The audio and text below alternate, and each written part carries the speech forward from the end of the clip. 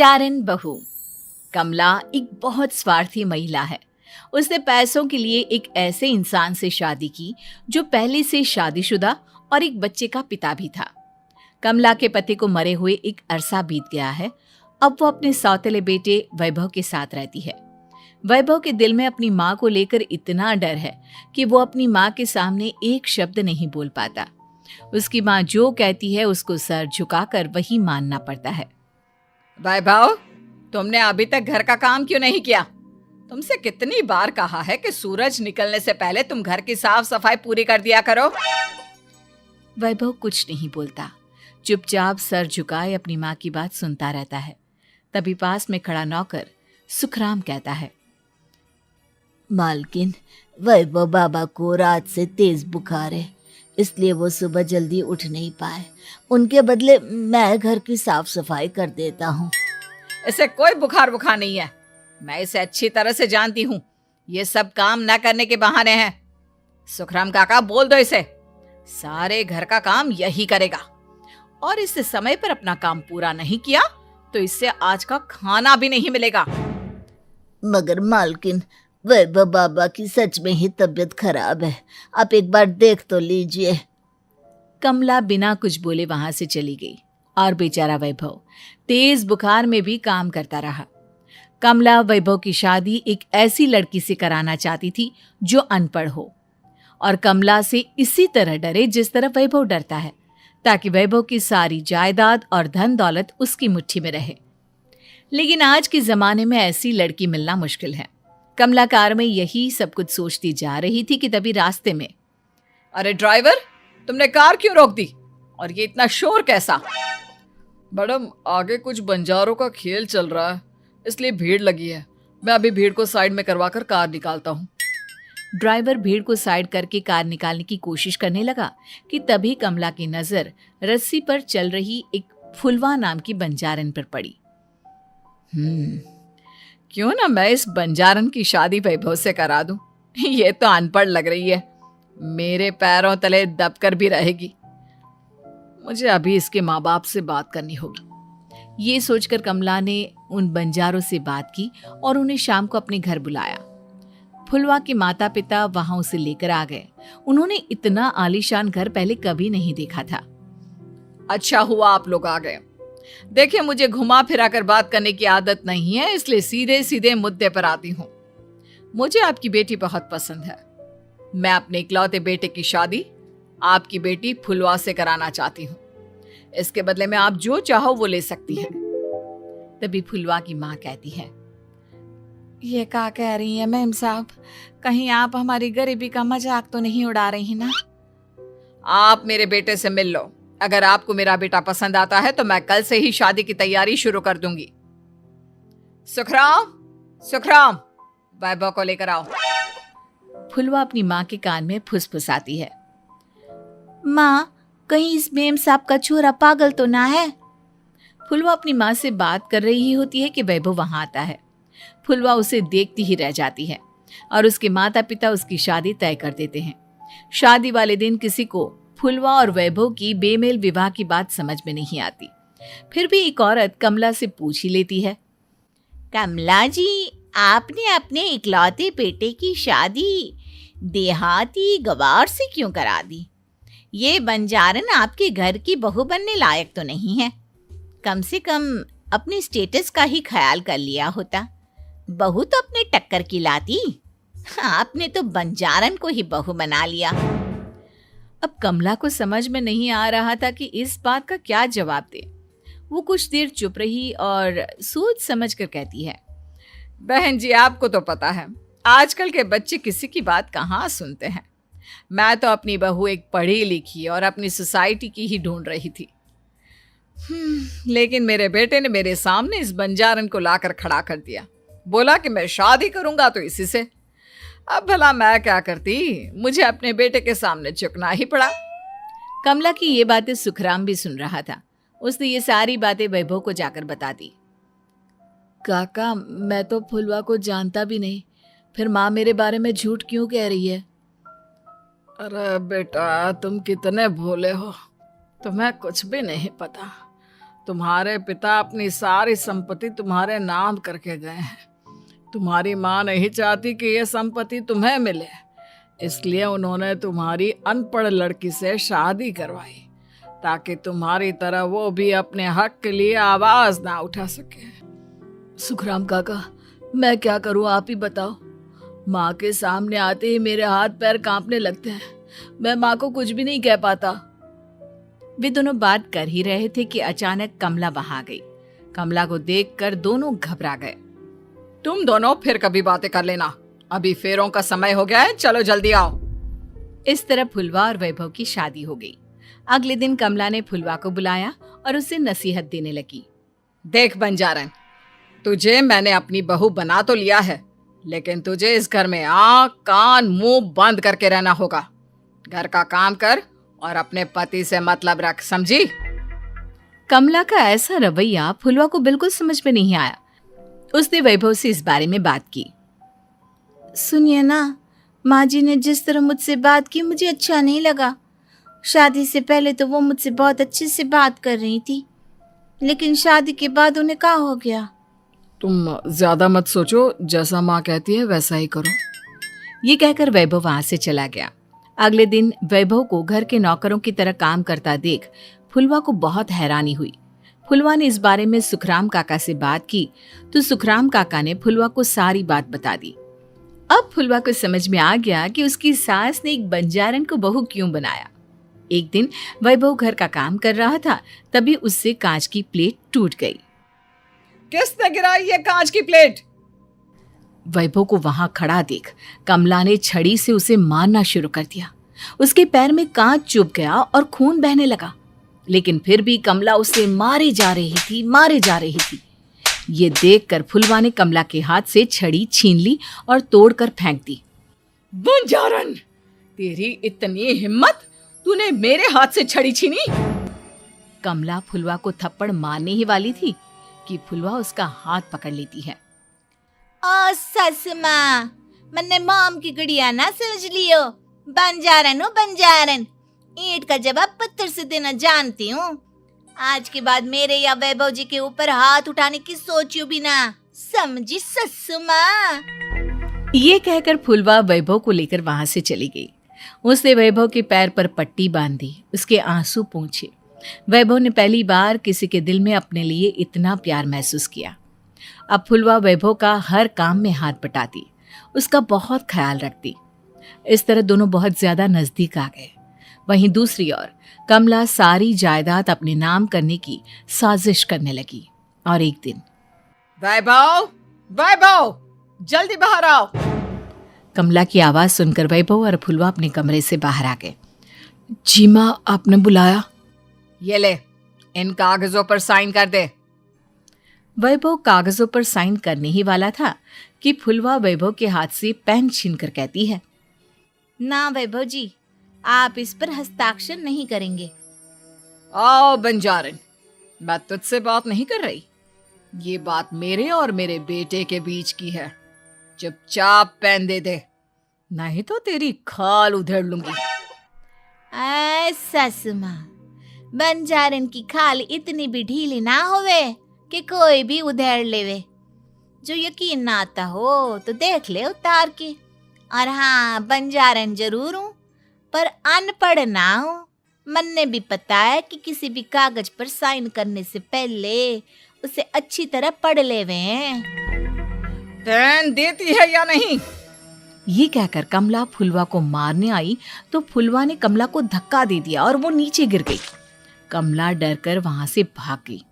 अब फुलवा ने वो कागज उठाए और वैभव के साथ सीधा वकील के पास चली गई। वकील ने वो कागज देखे और फुलवा को बताया, वैभव के पिता की सारी जायदाद और संपत्ति वैभव के नाम है, लेकिन वैभव की सौतेली माँ इस संपत्ति को अपने नाम कराना चाहती है, इसलिए इन कागजों पर वो साइन करा रही थी। तो अब हमें क्या करना चाहिए वकील साहब? वकील ने फुलवा और वैभव को सब कुछ अच्छी तरह से समझा दिया। अब दोनों घर पर पुलिस को लेकर पहुंचे। कमला पुलिस को देखकर घबरा गई। पुलिस ने कहा, आपके नाम की कंप्लेंट हुई है, आपको हमारे साथ थाने चलना होगा। कंप्लेंट? कैसे कंप्लेंट? आप अपने सौतेले बेटे पर बहुत अत्याचार करती हो, धोखे से सारी जायदाद अपने नाम करा रही थी। अब नहीं इंस्पेक्टर साहब, जरूर ये मेरी बहू की कोई साजिश है, इसने गलत कंप्लेंट की है। मैडम, शिकायत आपकी बहू ने नहीं बल्कि आपके बेटे वैभव ने की है। कमला वैभव का नाम सुनकर दंग रह गई।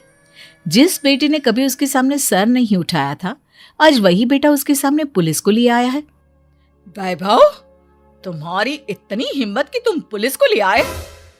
हाँ माँ, मैं लाया हूँ पुलिस को, और मेरे अंदर इतनी हिम्मत कभी ना आती अगर फुलवा मेरा साथ ना देती। आपने बंजारन बहू को लाकर अपने ही पैर पर कुल्हाड़ी मारी है माँ। मैडम, अब की बात खत्म हो गई हो तो चलो हमारे साथ। वैभव, मुझे माफ कर दो, मुझे थाने मत भेजो। आज के बाद मैं तुम्हें कभी नहीं मारूंगी, तुम्हें कभी परेशान नहीं करूंगी, मुझे माफ कर दो। वैभव अपनी कंप्लेंट वापस ले लेता है और पुलिस वहां से चली जाती है। वैभव अपनी सौतेली माँ से कहता है, मैंने पुलिस को वापस तो भेज दिया है, लेकिन मैं आपको माफ नहीं कर सकता। आपने बचपन से आज तक कभी मेरे सर पर हाथ नहीं रखा, हमेशा मुझे मारती रही, नौकरों की तरह बर्ताव करती रही। आप इस घर में नहीं रह सकती, चली जाइए यहां से। कमला घर छोड़कर चली गई और सड़क किनारे खड़ी होकर सोचने लगी, काश मैंने वैभव को माँ की तरह प्यार किया होता तो आज मैं इस तरह से बेसहारा ना हो जाती। बदतमीज बहू। सभ्यता से भरपूर शास्त्री परिवार की इकलौती बेटी मोहिनी को बचपन में ही पढ़ाई के लिए विदेश भेज देते हैं, जहां से वो सालों बाद ग्रेजुएशन पूरी करके इंडिया वापस आती है, जो अब संस्कार, सभ्यता, संस्कृति जैसी चीजों से कोसों दूर होती है। एक सुबह मोहिनी शॉर्ट ड्रेस पहने, कानों में हेडफोन लगाए जोर जोर से इंग्लिश गाने गाती हुई घर में घूम रही होती है। सुबह सुबह भगवान का नाम लेते हैं, राक्षसों की तरह चिल्लाते नहीं। पॉप्स, आपको अच्छे गाने की बिल्कुल समझ नहीं है, so take a chill pill. अरे मोहिनी, पापा से ऐसे बात करते हैं क्या? सारी तमीज भूल गई हो। ओह मॉम प्लीज, इतनी बड़ी भी कोई बात नहीं हुई, सो डोंट ओवर रिएक्ट। ऐसे ही दिन बीतते हैं जिसमें मोहिनी के तौर तरीके, रहने और बात करने का ढंग उसकी मम्मी पापा को परेशान करने लगता है। भला कोई मानेगा कि ये मेरी बेटी है? रीति रिवाज और संस्कारों से तो इसका दूर दूर तक कोई नाता नहीं, और अब तो लगता भी नहीं कि कभी होगा। अरे ऐसे कैसे नहीं होगा? लड़कियां सारे नखरे अपने माँ बाप को ही दिखाती है। ससुराल जाकर उन्हें सब कुछ करना भी पड़ता है और मानना भी। पत्नी की बात शास्त्री जी समझ जाते हैं और कुछ ही दिनों में अपने से भी ज्यादा धार्मिक परिवार में निखिल के साथ मोहिनी का रिश्ता पक्का कर देते हैं। रिश्ता तो पक्का कर दिया, पर यहाँ मोहिनी को कैसे मनाएंगे? शादी ब्याह के मामले में आटे में नमक जितना झूठ तो चलता है जी। इसी तरह एक के बाद एक तिकड़म लगाते हुए दोनों मिलकर मोहिनी को शादी के लिए तैयार कर लेते हैं और मोहिनी निखिल की शादी हो जाती है, जिसके अगले दिन से ही मोहिनी दोबारा अपने पूरे अवतार में शॉर्ट ड्रेस पहनकर घर में घूमने लगती है। बहू को ऐसे देख सास की आंखें फटी की फटी रह जाती हैं। अरे ये क्या बेशर्मी है, हमारे घर की लड़कियां जींस तक नहीं पहनती और तुम बहू होकर इतने छोटे कपड़े पहनकर पूरे घर में घूम रही हो। सीरियसली मॉम, प्लीज आप अपनी इस 80 के दशक वाली सोच में मुझे इंक्लूड मत करो। हाय तौबा, एक तो बेशर्मी दिखाती है, ऊपर से सास के साथ जुबान भी लड़ाती है। अरे जल्दी कपड़े बदल कर आ, घर की पहली आरती तुम्हें ही करनी है। इतनी देर में निखिल भी वहां आ जाता है। माँ, पापा आने वाले हैं, पूजा का सारा सामान तैयार है ना? ये पूजा हमेशा मेरे बॉयफ्रेंड्स के पीछे पड़ी रहती थी और अब हस्बैंड के पीछे भी आ गई। मोहिनी की बातें सुन सास तो अपना सिर पकड़ लेती है, लेकिन निखिल किसी न किसी तरह उसे पूजा के लिए कन्विंस करके कपड़े चेंज करने के लिए भेज देता है, जिस पर पूजा खत्म होने के बाद वो एक बार फिर अपनी शॉर्ट ड्रेस में आ जाती है। बहू, ये क्या तरीका है? संस्कार नाम की कोई चीज है या नहीं? नहीं ससुर जी, संस्कार मेरा दूसरा बॉयफ्रेंड था। अब तो मेरा उससे कोई कांटेक्ट नहीं है। मोहिनी का जवाब सुन के ससुर तो भगवान नाम जपते वहां से चले जाते हैं, लेकिन सास बहू के बीच कहासुनी फिर शुरू हो जाती है, जिसे इग्नोर करते हुए मोहिनी घर से बाहर चली जाती है और देर रात घर वापस आती है। मोहिनी, मैं जानता हूं कि तुम विदेश में रही हो और तुम्हें वहीं की आदत है, पर यहाँ चीजें कुछ अलग है। अगर तुम उस हिसाब से कुछ एडजस्ट कर लो तो सबके लिए सही हो जाएगा। I am not in a lecture mood. Good night. अगली सुबह मोहिनी देर से उठकर एक बार फिर उसी तरह सबके सामने आती है, जिस पर उसके सास कुछ बोले उससे पहले ही मोहिनी की दोस्त मोनिका और रेचल वहां आ जाती हैं। Oh, hi, darling. How are you? OMG, we missed you so much. I missed you too, darling. Ram Ram, इन्होंने तो तुमसे भी छोटे कपड़े पहने हैं। अरे तुम लोगों के अंदर कोई शर्म लिहाज बाकी भी है या सब बेच खाई? मोहिनी, तुम्हारी मेड कुछ ज्यादा नहीं बोलती? इस पर मोहिनी की दोस्त उसकी सास का मजाक बनाने लगती है, जिसे सुन निखिल उन्हें जवाब देते हुए कड़वे शब्द सुना देता है और वो सुन के वो दोनों तो मुंह बनाए वहां से चली जाती है, लेकिन गुस्से से लाल मोहिनी वहीं खड़ी निखिल को घूरती रहती है। घूर क्या रही हो? तुमसे शादी की ये सोचकर कि विदेश में पढ़ी लिखी हो, घर में कोई पॉजिटिव चेंज लाओगी, अपनी करियर के लिए एम्बिशियस होगी, पर अपने इस बिहेवियर से उस पढ़ाई के साथ साथ अपने मम्मी पापा के नाम को भी डुबो रही हो। अगर तुम्हें ऐसे ही हाल रखने हैं तो यहाँ रहने की कोई जरूरत नहीं है।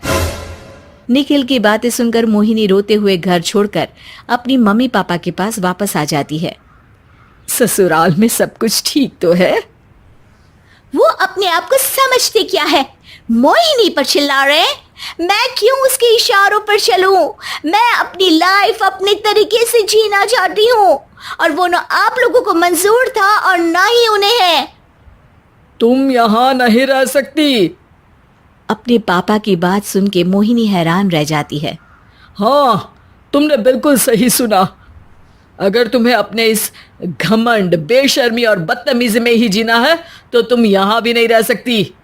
बेटी, मैं मानता हूँ हमारे यहाँ रीति रिवाज बहुत मायने रखते हैं और हमने उन्हीं के ओवरडोज से बचाने के लिए तुम्हें विदेश भेजा था। एक लड़की जो शादी करके घर और बच्चे संभालती है, उससे तुम अपने आप को ज्यादा समझ सको इसके लिए भेजा था। तुम उससे ज्यादा समझो और बनो, पर तुम तो किसी दूसरी ही ट्रेन में चढ़ गई बेटा। उसके मम्मी पापा बहुत देर तक मोहिनी को सारी बातें समझाते हैं, जिन्हें सुनकर मोहिनी को अपनी गलती का एहसास होता है। वो जॉब ज्वाइन कर लेती है और ससुराल वापस आकर उन्हें मॉडर्न बनाती है और खुद भी कुछ रिवाज सीखते हुए खुशी से रहने लगती है।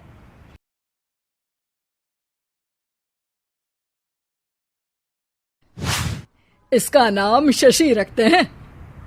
क्या समधी जी, शशि लड़कियों का नाम है। क्लास के बच्चे इसे चिढ़ाएंगे ना। हाँ, शशि की जगह कोई चची, शुशी या शुशु बोलेगा तो? हाँ, इसीलिए इसका नाम गणेश रखते हैं। अरे समधी जी, बच्चे की काया तो देखो, दुबला पतला है एकदम। गणेश जी तो मजबूत कद काठी के थे। अपना बच्चा तो सिंगल हड्डी है। ये नाम जमेगा नहीं इस पर। हाँ, भैया की बेटी का नाम थोड़ा मॉडर्न रखती हैं, जैसे रॉकी। रॉकी? रॉकी तो हमारे डॉग का नाम है। अगर ऐसा ही नाम रखना है तो शेरू रख लो। आप लोग कुछ भी बोल रहे हैं। अरे कुछ भी बोलना रॉकी बोलने से तो बेहतर ही है ना। किरण और रवि को पहला बच्चा हुआ था। दोनों के ही परिवार वाले उस बच्चे का नाम रखने के लिए पूरा जोर लगा रहे थे। 3 महीनों से ये लड़ाई चल रही थी, मगर कोई भी एक ढंग का नाम नहीं रख पाए थे। किरण और रवि इस बात से बहुत परेशान थे, लेकिन परिवार के लोगों के सामने कुछ बोलते भी नहीं थे। दामाद जी पे गया है बेटा, उनका नाम रवि है तो इसका नाम शनि रख देते हैं। शनि देव रवि यानी सूर्य के ही तो बेटे थे ना। अरे समधन जी, आपने अकल चोर बाजार में बेच दी है क्या? शनि कैसा नाम है? ऐसे तो आप आगे आने वाले बच्चों के नाम साढ़े साती और दैया रख देंगे। हैं? अरे जबान संभाल कर बात कीजिए। और आप भी जबान संभाल कर नाम बताइए। शनि नाम रखोगी तो कोई भी इस पर तेल डालकर चला जाएगा। किरण के सब्र का बांध टूट रहा था। बच्चे पे पहला हक उसकी माँ का होना चाहिए, है कि नहीं? नाम मुझे रखना था, लेकिन सब लोग मिलकर नाम रखना चाहते हैं। ऐसा लग रहा है कि सब लोग लूडो खेल रहे हैं। कौन पहले नाम रखेगा बच्चे का? बात तो सही कह रही हो तुम, लेकिन तुमने क्या नाम सोचा है किरण? टाइगर। अरे यार किरण, माना कि तुमको टाइगर श्रॉफ पसंद है, पर बच्चे का नाम थोड़ी ना रख देंगे। ऐसे तो मुझे मोगेम्बो पसंद है, तो क्या बच्चे का नाम मोगेम्बो रख दूंगा?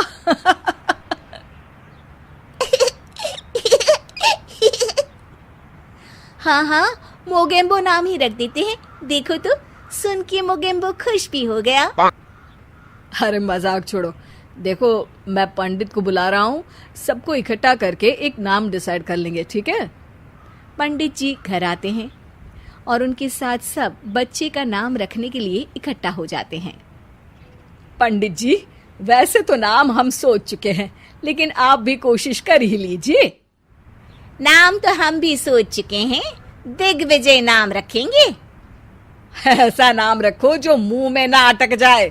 कोई ऐसा नाम हो जो झट से मुंह से निकले। तो ऐसा करते हैं, दांत नाम रख देते हैं, जल्दी से मुंह से निकलेगा ना।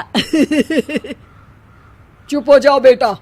मुंह से दूध जैसी बातें नहीं निकाल सकते तो कम से कम गोबर जैसी बातें भी मत निकाला करो। यजमान, लड़िए मत। काम खत्म करना है और मुझे और भी दान लेने मेरा मतलब है नाम रखने जाना है। अभी सुबह से एक बच्चे का नाम मुन्नी रख कर आया हूँ। हैं? अरे पंडित जी, ये तो नाम ही बदनाम है। ऐसा नाम रखते हैं, अगर आप तो रहने ही दीजिए। अरे नहीं नहीं, उनका बजट कम था, बजट बढ़ता तो नाम भी बढ़ा रख देता। यार, विकी नाम रख देते हैं ना। अरे यार, आप ये रॉकी, विकी, आलू टिक्की, काजू चिकी जैसे नाम क्यों रखना चाहती हो इसका? ये बच्चा है, कोई खाने की चीज थोड़ी ना है। हम इस बच्चे का नाम मनहूस रख देते हैं। अरे क्यों? इसके आते ही कितनी लड़ाइयाँ हो रही हैं घर में। चुप रहो बहू। बच्चे के लिए गुस्से में कुछ भी मत बोला करो। आप मेरी बेटी से अच्छे से बात कीजिए। हाँ हाँ हाँ करती हूँ। श्री श्री 1008 बहुदेवी जी, कृपया करके क्रोधित होकर शिशु के बारे में बुरे शब्दों के प्रयोग से बचें। अरे मेरी लड़की को ताने मत मारिए आप। तो फिर कोई गाना ही मार दूं? बताइए कौन सा गाना मारूं? कुछ कुछ होता है, या फिर दिल तो पागल है। आपसे तो मुंह मिलाना ही बेवकूफी है। सब लोग नाम को लेकर बहस करने लगते हैं। इस शोर शराबे से परेशान पंडित जी बोल पड़ते हैं। लड़के का नाम रखने में मत होइए परेशान, मेरे पास है इसका एक समाधान। ना लड़के वालों की ना लड़की वालों की मर्जी चलेगी। नाम बच्चे का वही होगा जो पहला शब्द उसकी जुबान बोलेगी। सब पंडित जी के इस उपाय को मान लेते हैं और सब बच्चे के आसपास खड़े होकर बोलने का इंतजार करते हैं। बच्चा थोड़ी देर में बोल उठता है। ना, ना। मामा बोला, मामा बोला। तो क्या इसका नाम मामा ही रख दे? बात तो यही हुई थी कि जो पहली बात बच्चे के मुंह से निकलेगी वही रख देंगे। बस पंडित जी ने बच्चे का नाम मामा रख के सबको मामू बना दिया। उस दिन के बाद से उस बच्चे का नाम पड़ गया मामा शर्मा। सब इस नाम पे बहुत पछताए, लेकिन अब पछताए क्या हो जब नाम पड़ गया मामा। शिक्षा। कोई भी जरूरी काम शांति से मिलकर करना चाहिए, वरना अनचाहे परिणाम के साथ समझौता करना पड़ता है। दिव्या को देखने लड़के वाले आए हैं, लेकिन उनकी बातों से लग रहा है कि वो लंबी लंबी फेंक रहे हैं। हमारे यहाँ 5 कार हैं, 7 बाइक्स हैं, फिर भी हम बस से आए हैं। वो क्या है ना कि हमें दिखावे का बिल्कुल शौक नहीं है। बड़ा नेक ख्याल है बेटा। लेकिन खुद की गाड़ी में बैठना दिखावा थोड़ी ना होता है। अरे हम दिल्ली से आए हैं, वहाँ पोल्यूशन बहुत है ना, तो हम गाड़ी में नहीं निकलते हैं। हाँ, ये उससे भी बड़ा नेक ख्याल है बेटा। लेकिन अगर आपको पोल्यूशन की इतनी चिंता है तो घर में 5 कार और 7 बाइक क्यों रखी है? अरे इतने पैसे हैं, फुर्सत में क्या करेंगे, कुछ ना कुछ खरीद लेते हैं। अभी पिछले ही हफ्ते एक हेलीकॉप्टर खरीदने का सोच रहा था। तो क्यों नहीं खरीदा? अरे उसके पंखे हवा ज्यादा देते हैं, हमारी माँ को ठंड बहुत लगती है ना, अब बुजुर्गों का ध्यान रखना पड़ता है ना। अरे वाह वाह, ये तो बहुत बड़ा ऊंचा और नेक ख्याल है। हम कैसे मान ले कि ये लोग झूठ नहीं बोल रहे हैं? अरे हमारा परिवार झूठ नहीं बोलता। दिल्ली शहर में किसी से भी पूछ लीजिएगा, हमारे बेटे का बड़े लोगों में उठना बैठना है। हाँ। अरे छोटो चुप रह, इतने बड़े लोग हैं, झूठ क्यों बोलेंगे? हमारी फैक्ट्री है, और ऐसी फैक्ट्री कि यहाँ ग्राहक आया, इधर सामान बनाया जल्दी जल्दी, और हम हर काम ना जल्दी करते हैं। हाँ वही तो, तब जल्दी जल्दी अपनी बेटी का हाथ हमारे बेटे के हाथ में दे दीजिए। दिव्या के पिताजी दिव्या के भाई छोटू की एक भी बात न मानते हुए दिव्या की शादी दिल्ली के इस फेंकू परिवार में करवा देते हैं। जब दिव्या ससुराल पहुंचती है तब आपकी कार्स और बाइक्स कहाँ है? मुझे बाहर जाना था किसी काम से। कार और बाइक्स? कौन सी कार और बाइक्स? अरे जब आप मुझे देखने आए थे तो कहा था ना कि आपके यहाँ 5 कार्स हैं और 7 बाइक्स हैं। हाँ हाँ, उस दिन थी, आज नहीं है। है? आज कहाँ गई? अरे जिनकी थी वो ले गए। मतलब वो आपकी नहीं थी? आपने तो कहा था हमारे घर पर है। हाँ घर पर थी, बाबूजी का एक पार्ट टाइम काम है कार और बाइक धोने का। उस दिन घर पे 5 कार और 7 बाइक्स थी तो बोल दिया था। अरे झूठ थोड़ी ना बोला है, जैसा था वैसा बोल दिया। और वो हेलीकॉप्टर खरीदने वाली बात, वो झूठ थी क्या? अरे बिल्कुल नहीं, शहर में एक नई कंपनी आई है पंखे की, जिसके पंखे बड़े हैं। कंपनी का नाम हेलीकॉप्टर रखा है। जब लेने गए तो हवा बहुत तेज फेंक रहा था, तो माँ ने बोला ठंडी लगेगी बेटा। वैसे भी दिल्ली में ठंड ज्यादा होती है ना। झूठ कहाँ बोला मैंने, जैसा था वैसा बोल दिया। हे भगवान, और वो फैक्ट्री वाली बात, इधर ग्राहक आया उधर सामान तैयार। अरे वो भी तो बिल्कुल सही है। मेरा ना पानी पूरी का ठेला है, इधर ग्राहक आता है उधर पानी पूरी बना देता हूँ। अरे झूठ कहाँ बोला, जैसा था वैसा बोल दिया। हे राम, मेरे तो कर्म फूट गए। आपने तो कहा था कि आप लोगों का बड़े लोगों में उठना बैठना है। अरे है तो, पहले मैं बहुत बड़े लोगों के यहाँ नौकर था। जब भी कोई गलती करता तो वो मुझसे उठक बैठक लगवा देते। हो गया ना बड़े लोगों में उठना बैठना। दिव्या अपने साथ हुए धोखे पर रोने लगती है और ठान लेती है कि वो ससुराल वालों को लाइन पर लाकर ही रहेगी और उनकी ये झूठ बोलने वाली आदत छुड़वा कर रहेगी। आप लोग खाने में क्या लेंगे? करेला खा लूंगा। अरे मुझे तो टिंडे खाने हैं। कद्दू खाऊंगा। अच्छी बात है, खाने की टेबल पर मिलते हैं।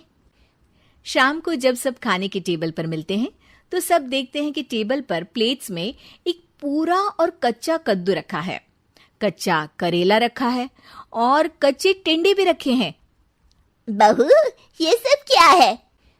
ससुर जी के लिए करेले, आपके लिए टिंडे और श्रवण जी के लिए कद्दू। अरे वो तो दिख रहा है, लेकिन ये पकाया क्यों नहीं है? आप लोगों ने पकाने को तो नहीं कहा था, बस मैंने पूछा था क्या खाएंगे, तो आपने ये कहा था कि करेले, टिंडे और कद्दू खाने वाले हैं। ये क्या मजाक है दिव्या, तुम झूठ बोल रही हो। अरे मजाक कहा है, आपने कहा कद्दू खाएंगे तो खाइए, ऐसी थोड़ी ना कहा था कि पका हुआ खाएंगे। और वो आप क्या कहते हैं, जैसा था वैसा बोल दिया, झूठ कहाँ बोला मैंने। दिव्या की बात सुनकर, समझकर सब शर्मिंदा हो जाते हैं और उन्हें अपने किए और झूठ बोलने की आदत पर पछतावा होता है। दिव्या समझदारी दिखाते हुए उन्हें सच के रास्ते पर चलने और किसी से मजाक में भी झूठ ना बोलने की सीख देती है और उनके काम में मदद करके उनके काम को और बड़ा बनाने में मदद करने लग जाती है। कंचन के बेटे ऋषि की शादी कहीं नहीं हो रही थी। एक तो ऋषि मोटा, ऊपर से कमाई भी कोई खास नहीं, लेकिन कंचन को तो शौक था मॉडर्न बहू लाने का और उसे एक दिन ऐसी लड़की मिल भी जाती है। हमें तो आपका ऋषि बहुत पसंद है, लेकिन मैं आपको साफ साफ बता देती हूँ, मेरी बेटी के शौक थोड़े से अलग है बहन जी। अरे बहन, हमें सब पसंद है। आपकी प्रियंका जैसी लड़की की तलाश मुझे कब से थी, जींस पहनकर अंग्रेजी में गिटर पिटर बोला करे। अरे बहन जरा सुन तो लो, मेरी बेटी के शौक क्या क्या है। अरे नहीं नहीं बहन, बस लड़की को देख लिया तो सब कुछ देख लिया। आप ना शादी की तैयारी करो, और वो जरा सामान की लिस्ट भी दी है ना मैंने। हाँ बहन जी, सारा सामान शादी से एक दिन पहले ही आपके दरवाजे आ जाएगा। मजा आ गया। अब तो बस आप शादी की तैयारी करो। प्रियंका के माता पिता के जाने के बाद कंचन का पति उससे कहता है, अरे भाग्यवान, तुम तो कुछ ज्यादा ही जल्दी दिखा रही थी शादी की। अरे बोलने तो देती, लड़की की माँ क्या बोलना चाह रही थी। अरे आप चुप रहिए जी, कुछ पता भी है आपको, बस मुफ्त में बोले जा रहे हैं। मेरी दोस्त शशि की बहू देखी, लंबी पतली और पढ़ी लिखी, हजारों में कमाई और संस्कारी भी। अरे पर जब वो मेरी बहू देखेगी तो जल भुन जाएगी। लेकिन तुम तो शादी ऋषि के लिए कर रही हो ना, या शशि के लिए? तुम्हारा लड़का कुछ कमाता भी नहीं है और शरीर भी भगवान की दुआ से फूलता ही जा रहा है। फिर बोले आप हैं? फिर बोले आप? मैंने कहा ना, प्रियंका जैसी जींस पहनकर अंग्रेजी झाड़ने वाली बहू किस्मत वालों को ही मिलती है। चुप रहिए आप। पति के लाख कहने पर भी कंचन ऋषि की शादी प्रियंका से करवा देती है, लेकिन प्रियंका जैसे ही घर में आती है वैसे ही जोर जोर से चिल्लाकर नाचने लगती है। आज मेरे यार की शादी है, आज मेरे यार की शादी है, अरे नाचो मां नाचो। आज मेरे यार की शादी है। कंचन, उसका पति और ऋषि ये देखकर हैरान रह जाते हैं। लग रहा है बहू को शादी की बड़ी खुशी है। हाँ हाँ, बहू क्यों नहीं, हम भी नाचेंगे। अरे नाचो नाचो जी, मुंह क्या देख रहे हो, चलो चलो नाचो, बहू कह रही है। कंचन ये कहकर प्रियंका के साथ नाचने लगती है। ऋषि और उसके पिता वहां से चले जाते हैं। अगले दिन कंचन अपनी सहेलियों को प्रियंका से मिलवाने के लिए घर बुलाती है, जहाँ शशि भी आती है। अरे शशि, कैसी हो? मैं ना तुम्हें प्रियंका से मिलवाती हूँ। अरे सच में बहुत ही एडवांस सोच की लड़की है, कितने मॉडर्न ख्यालात है उसके, पता है तुम्हें? अरे हाँ कंचन, जरूर, बच्चों की शादी अच्छी ही होनी चाहिए। और वैसे भी तुझे तो शुरू से ही ऊंचे ख्याल की बहू चाहिए थी। तभी कंचन की सहेली कहती है, अरे कंचन बुलाओ ना प्रियंका को, हम भी मिल ले। अरे बहू प्रियंका, जरा बाहर तो आना। कई बार आवाज देने के बाद भी प्रियंका बाहर नहीं आती है तो कंचन को बुरा लग जाता है। वो उसे लेकर बाहर आती है, लेकिन ये क्या, प्रियंका लड़खड़ाती हुई बाहर आती है और उसके हाथ में शराब की बोतल होती है। हालांकि शराब पीना स्वास्थ्य के लिए हानिकारक होता है और ये हमारी किडनी के लिए बहुत ही खतरनाक है, लेकिन कंचन की बहू प्रियंका पूरे नशे में होती है। अरे इतने सारे लोग! ये कहकर वो शशि के पास जाती है। आंटी जी, पत्ते खेलेंगी? पत्ते! अरे दूर हो, दूर हो, तुम्हारे मुंह से तो शराब की बदबू आ रही है। अरे कंचन, माना तुम्हें मॉडर्न बहू चाहिए, लेकिन आधुनिकता का मतलब ये तो नहीं ना। बुरा ना मानना कंचन, तुम्हें पता था कि तुम्हारे बेटे की कमाई और शरीर दोनों ही ठीक नहीं है, तो तुम्हें उसी हिसाब की लड़की से शादी करवानी चाहिए थी। ऐसा कहकर सभी औरतें वहां से चली जाती है। तभी प्रियंका की माँ कंचन के घर आती है। अरे बहन जी, बड़ी चालाक निकली आप तो। बिना बताए अपनी पियक्कड़ बेटी मेरे लायक बेटे के गले में बांध दी। आय हाय, बड़ी आई बिना बताए। उस दिन जब मैं ये बात बता रही थी तो तुम तो सुनने को भी तैयार नहीं थी। अब भुगतो तुम। ये कहकर वो माँ से वापस चली जाती है। सबके जाने के बाद कंचन अपना सर पकड़ लेती है। हाय रे, आधुनिकता की अंधी दाड़ में मैं अपनी संस्कृति ही भूल बैठी थी। अब तो राम ही बचाए मुझे। बहू और बुलेट घर के बाहर फट फट फट की जोर से आवाज हुई। सीमा को लगा कि पटाखे फूट रहे हैं। वो डर के मारे घर से बाहर निकली। देखा तो सामने योगेश यानी कि पतिदेव एक बुलेट बाइक पर बैठे हैं। अरे डर गई क्या? बाइक लेकर आया हूँ तुम्हें घुमाने के लिए। सच में? मुझे लगा पटाखे फूट रहे हैं। अरे पटाखे भी फूटेंगे और मिठाई भी बटेगी। माँ को तो बुलाओ। माँ भी बाहर आ जाती है। अरे योगेश बेटा, इतनी जल्दी आ गया? और ये गाड़ी किसकी है? साहब की है? हाँ माँ, तुम्हारा बेटा साहब से कम है क्या? मेरी है। अरे बेटा, इतनी बड़ी गाड़ी ले ली, इससे तो तू घोड़ा ही ले लेता। महंगी पड़ी होगी ना? माँ महंगी सस्ती छोड़ो और मिठाई लाया हूँ, गांव में बंटवा दो। अरे बंटवा क्यों दो, पीछे बैठो, गांव में बांट कर आते हैं। सब खुश थे। योगेश गांव के बाहर एक कोयले की खादान में मजदूरी करता था। मेहनत और अकल से उसने वहां ठेकेदारी का काम सीख लिया और सूझबूझ से ठीक ठाक पैसा बनाने लगा। गांव में बात फैल गई कि योगेश के घर धमाका गाड़ी आई है। ऐसी गाड़ी पहले कभी किसी ने गांव में तो देखी नहीं थी। योगेश और माँ गाड़ी से वापस घर आ जाते हैं। बेटा, बाबूजी ऊपर से देख रहे होंगे और आशीर्वाद भी दे रहे होंगे तुझे। वो होते तो उनको भी घुमाता माँ। पूरे गांव में नाच नाच के मिठाई बांटने जाते। जैसे मैंने नाच नाच के बांटी थी जब वो अपने लिए एक साइकिल लेकर आए थे। बस बस, बाबूजी दो बात भी सुनाते कि फटफट वाली फटपटी ले आया। सीमा आगे कहती है, अपने लिए तो ये गाड़ी ले आए और मेरे लिए? अरे ये गाड़ी तुम्हारे लिए ही तो है। पक्का मेरे लिए है? अरे पक्का तुम्हारे लिए है।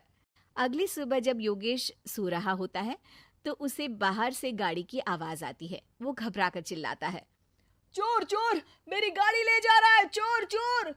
माँ भी जागती है और योगेश के साथ दरवाजे की तरफ भागती है। जैसे ही दोनों बाहर निकलते हैं तो देखते हैं कि सीमा गाड़ी चला रही है। अरे बहू, नाक कटवाओगी क्या? ये क्या कर रही हो? अरे गिर जाओगी, ये क्या कर रही हो तुम? सीमा गाड़ी को रोक कर कहती है, सारे गांव में घुमा लाई, कहीं नहीं गिरी। क्या? सारे गांव में घुमा लाई? अरे लोग क्या कहेंगे बहू, सोचा क्या एक बार? यही कहेंगे कि कितनी अच्छी गाड़ी है। अरे तुम्हारे बारे में।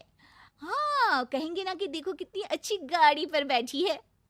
बहू गाड़ी रखकर योगेश और सासू माँ के पास जाती है। तुमने कब गाड़ी चलाना सीखा? हमारे बाबूजी के पास पुरानी स्कूटर थी, सीख ली। फिर स्कूल में एक मास्टर जी भी ऐसी ही गाड़ी लेकर आते थे, उन्होंने सिखा दी। हाँ हाँ, स्कूल के मास्टर आजकल यही सब तो सिखा रहे हैं। पढ़ाई का कुछ सिखाते तो कुछ भला होता। अरे बहू, अब गाड़ी मत चलाना। हमारे परिवार में कभी किसी औरत ने पीछे से आगे की सीट पे आने की हिम्मत नहीं की है। तुम भी मत करना, समझी? जी, समझ गई माँ जी। सीमा सास की बात सुनकर चुपचाप रसोई में जाकर उदास होकर खाना पकाने लगी है।